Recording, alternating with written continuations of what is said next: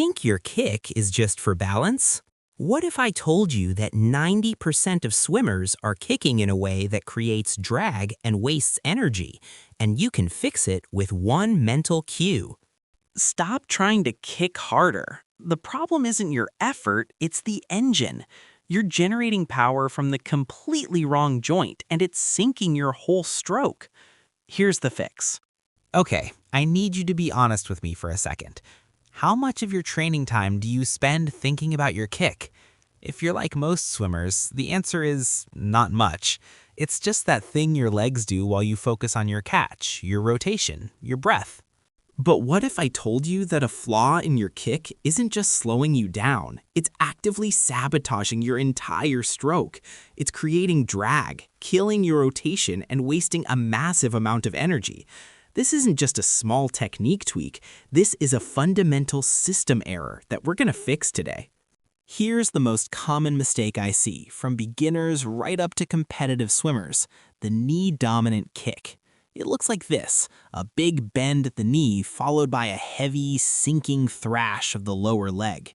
It's loud, it's splashy, and it feels powerful. But in the water, that sensation is a lie. Think of it this way.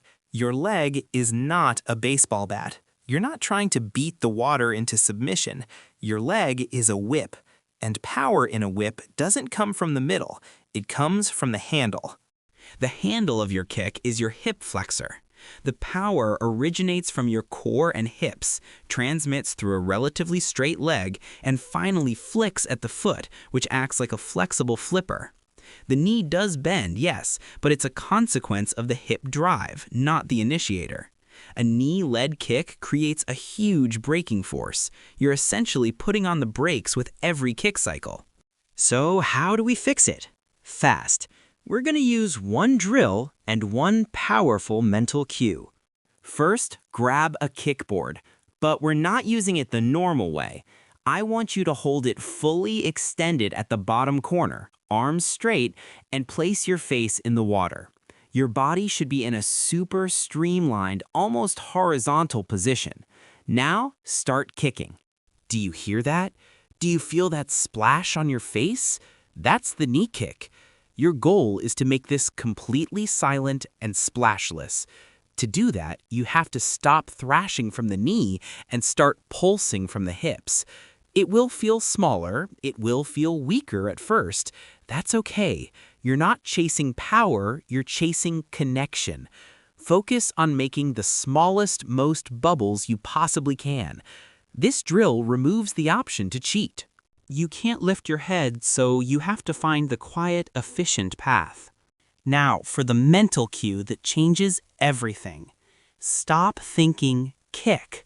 Start thinking press your thigh down. That's it. Just press the front of your thigh right down toward the bottom of the pool. This single thought engages the hip flexor. By focusing on the downward movement of the thigh, the lower leg and foot will follow in a connected whipping motion. The knee will take care of itself. When you get this right, you'll feel an immediate surge in propulsion from a place you never used before, your core. Your body will ride higher. Your rotation will smooth out because you're no longer dragging an anchor behind you. Try it for just one length. Kickboard, face in, silence. Press the thigh down. The difference isn't subtle. You're not just fixing your kick, you're upgrading your entire engine room. This is the secret the fastest swimmers know. Efficiency always beats effort. Stop fighting the water and start working with it. If this one change unlocked something for you today, smash that like button. It really helps the channel. And subscribe for more videos where we break down the why behind a technique. Let me know in the comments if the press the thigh cue worked for you. Until next time, swim fast, swim smart. See you in the water.